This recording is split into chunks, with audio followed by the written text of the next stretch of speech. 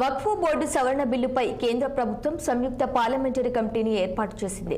మొత్తం 21 మంది సభ్యులతో ఏర్పాటు చేసిన జేపీపీలో పాలమూరు ఎంపీ డీకే అరుణతో పాటు మజ్లిస్ ఎంపీ అసదుద్దీన్ ఓవైసీతో పాటు పలువురు ప్రతిపక్ష ఎంపీలకు చోటు దక్కింది.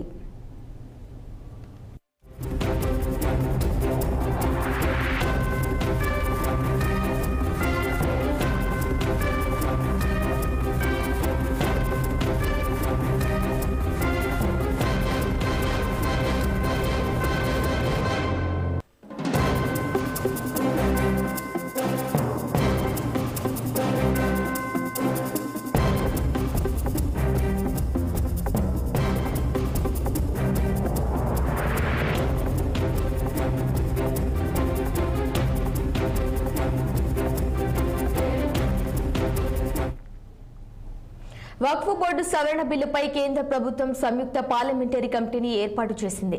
మొత్తం 21 మంది సభ్యులతో ఏర్పాటు చేసిన జేపీపీలో పాలమూరు ఎంపీ డీకే అరుణతో పాటు మజ్లిస్ ఎంపీ అసదుద్దీన్ ఓవైసీతో పాటు పలువురు ప్రతిపక్ష ఎంపీలకు చోటు దక్కింది. ఇక ఇదే అంశంపై మరింత సమాచారం మా ప్రతినిధి అశోక్ అందిస్తారు. అశోక్, చెప్పండి. వక్ఫ్ బోర్డు సవరణ బిల్లుపై 2024 సంబంధించిన సమీక్షించేందుకు జాయింట్ పార్లమెంటరీ కమిటీని జేపీసీని శుక్రవారం ఏర్పాటు చేసింది.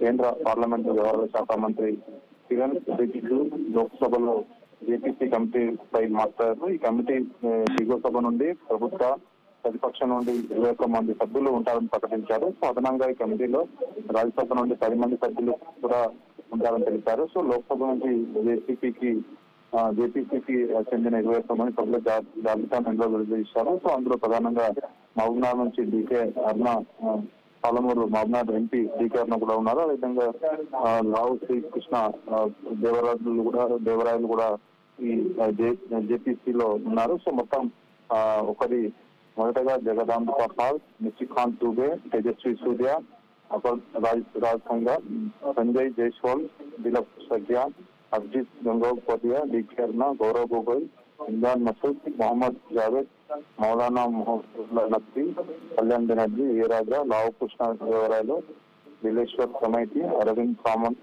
సురేష్ గోపినాథ్, నరేష్ గణపత్, అరుణ్ భారతి, అసదుద్దీన్ ఓవైసీ మొత్తం 21 మంది సభ్యులను ప్రకటిస్తూ కేంద్ర ప్రభుత్వం నిలుస్తుంది.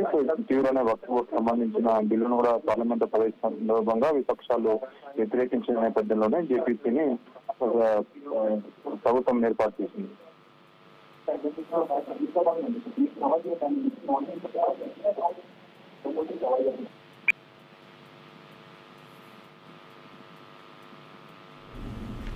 Right Ashok, thank you.